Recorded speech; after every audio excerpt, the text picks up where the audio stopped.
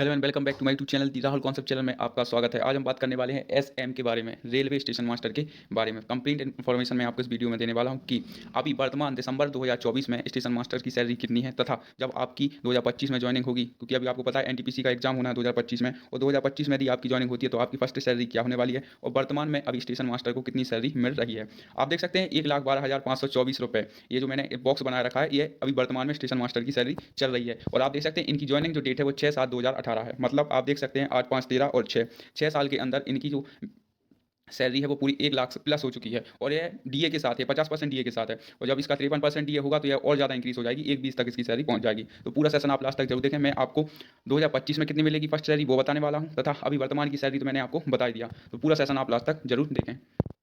Station master जब आपकी training start होगी और जब आप ज्वाइन करेंगे तब आपका जो बेसिक पे है, जो स्टेशन मास्टर का बेसिक पे होता है, वो होता है आपका 35,400 रुपये। और ये आपका हर एक साल में 3% इंक्रीज होता है। मतलब 35,400 का, जैसे मान लो आपने 2025 में ज्वाइन की और जिस तारीख को आप ज्वाइन करेंगे अगली साल उसी तारीख को आपको इंक्रीमेंट लगने वाला है। और यह करीबन 3% आपका प्रति वर्ष बढ़ता है। और आपको बता दूं बेसिक पे जो होता है उसी के आधार पर सभी भत्ते कैलकुलेट किए जाते हैं। तो ये थे आपका बेसिक पे, जो आपका स्टेशन मास्टर का बेसिक पे होने वाला है।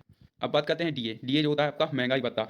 अभी 2 महीने पहले महंगाई भत्ता आपका 50% मिल रहा था, लेकिन अब डीए इंक्रीज हो चुका है दिसंबर 2024 के अंतर्गत, तो ये आपका 53% हो गया है। और जब आप 2025 में ज्वाइन करेंगे तब तक हो सकता है कि आपका 55 या 60 भी हो जाए, तो और ज़्यादा आपकी सैलरी में इंक्रीमेंट हो जाएगा। तो अभी वर्तमान में दिसंबर में बात करें तो डीए आपका 53% चल रहा है, तो उसके हिसाब से 18,762 रुपये आपका डीए बनेगा, जो कि आपका महंगाई भत्ता होता है। और ये आपका बेसिक पे, जैसा कि मैंने बताया, 35,400 का 53% जब आप निकालेंगे तो 18,762 रुपये आपको डीए मिलने वाला है। अब बात करते हैं टीए की, जो कि होता है आपका ट्रांसपोर्ट अलाउंस। ट्रांसपोर्ट अलाउंस आपको 2700 रुपये दिया जाता है। आने जाने का जो आपका खर्चा है उसके लिए आपको रेलवे 2700 रुपये पे करती है, जो कि स्टेशन मास्टर को मिलता है 2700। नेक्स्ट बात करते हैं ओवर टाइम अलाउंस। रेलवे में सबसे अच्छी खासियत ये होती है और स्टेशन मास्टर को ओवर टाइम अलाउंस मिलता है। मतलब नॉर्मल ड्यूटी टाइम होता है इनका कितना, 8 घंटे, और 8 घंटे से यदि मान लो 1 घंटे अधिकारी या मतलब 2 घंटा ज़्यादा अगर नौकरी करता है कोई एसएम, तो उसको ओवर टाइम अलाउंस दिया जाता है, जो कि इन्हें मिला है 1575 रुपये। आपको यदि आपकी नॉर्मल ड्यूटी 8 घंटे होती है, उससे आप ज़्यादा टाइम तक ड्यूटी करते हैं, तो आपको 1575 रुपये रेलवे द्वारा पे किया जाता है, जो कि स्टेशन मास्टर को मिलता है। नेक्स्ट बात करते हैं नेशनल हॉलीडे, मतलब छुट्टी, सरकारी छुट्टी। तो उसमें आपको पैसा दिया जाता है। मान लो कोई नेशनल हॉलीडे है और उस दिन भी आपको ड्यूटी पर जाना पड़ता है, तो उसका आपको पे मिलता है 788 रुपये। मतलब आपको जितने भी सरकारी छुट्टी पड़ती हैं महीने के अंदर, उस सबका कैलकुलेट करके आपको महीने के लास्ट में आपकी सैलरी के साथ जोड़ दिया जाता है, जो कि इन्हें मिला है 788 रुपये। अब बात करते हैं नाइट ड्यूटी अलाउंस के बारे में। जैसा कि आपको पता होगा स्टेशन मास्टर की जो ड्यूटी होती है वो शिफ्ट वाइज होती है। जैसे एक दिन में कितने 24 घंटे होते हैं, तो उसमें तीन शिफ्ट डिवाइड होती हैं। 8, 8 दूनी 16 और 8 3 24, मतलब 3 3 स्टेशन मास्टर काम करते हैं एक दिन के अंदर। तो 8 8 घंटे की ड्यूटी इनकी होती है, और जिसकी भी नाइट ड्यूटी होती है उसे 1278 रुपये मिलता है। मतलब नाइट ड्यूटी अलाउंस आपको 1278 रुपये में दिया जाता है, क्योंकि आप नाइट में काम कर रहे हैं। और रेलवे में अच्छी सुविधा है, क्योंकि आपको नाइट ड्यूटी के पैसे मिलते हैं। वहीं पुलिस में आपको देखा होगा आपको नाइट ड्यूटी का पैसा नहीं दिया जाता है, लेकिन रेलवे में आपको नाइट ड्यूटी का पैसा दिया जाता है, जो कि आपका महीने का 1278 रुपये पे करती है रेलवे।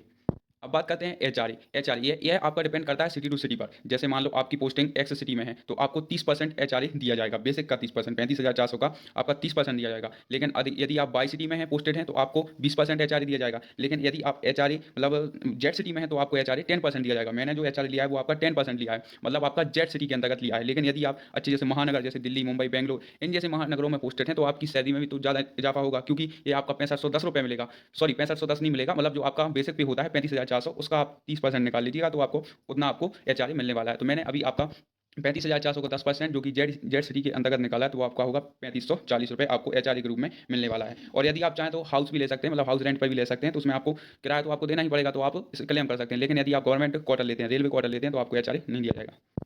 तो जो आपकी ग्रॉस इनकम बनती है वो बनती है आपकी 64,043 रुपये। इसमें जो आपका शामिल है बेसिक एंड आपका डीए, और बात करें तो TA and over time allowance और नेशनल हॉलीडे और नाइट ड्यूटी और एचआरए मिलाकर जो आपका ग्रॉस इनकम बनती है वो बनती है आपकी 64,043 रुपये। और ये आपकी केवल जेड सिटी की है, जेड सिटी की है। यदि एक्स सिटी की बात करें तो यही आपका कम से कम 80,000 के करीब आपकी बन जाएगी, क्योंकि उसमें आपको जेड सिटी है, बड़ी सिटी है, उसमें आपके अलाउंस बढ़ जाते हैं।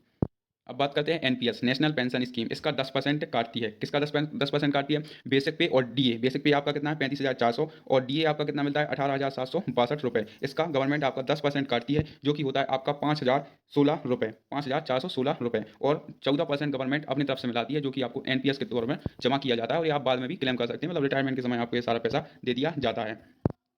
तो एनपीएस काटने के बाद जो आपकी नेट इनकम बनेगी वो बनेगी आपकी 58 से 59, करीब आप मान सकते हैं कि 60,000 के बीच आपकी फर्स्ट सैलरी रहने वाली है आपकी जब पोस्टिंग हो जाएगी। मतलब 2025 में जब आप ज्वाइन करेंगे, 2025 में आपका पेपर होने वाला है और यदि एनटीपीसी ने आपको ज्वाइनिंग दे दी तो आपकी जो फर्स्ट सैलरी है वो 60,000 के करीब होने वाली है, क्योंकि जब तक अभी वर्तमान में 53% डीए चल रहा है और जब तक हो सकता है कि 55 और 60% भी डीए मिलने लगे, तो आपको देख लेना आपकी सैलरी 60,000 पे प्लस पहुंच जाएगी। तो ये, और मैंने जो कि आपको बताया, ये जेड सिटी की सैलरी स्लिप है। यदि आप एक्स सिटी की निकालेंगे तो यही कम से कम 60-70 हज़ार के बीच में आपकी फर्स्ट सैलरी बनने वाली है। जैसे भोपाल हुआ आपका, छोटे मोटे शहर हैं, ऐसे शहरों में यदि आपकी पोस्टिंग है तो आपको इतनी ही सैलरी मिलेगी, वो भी कम नहीं होती है, 60,000 रुपये।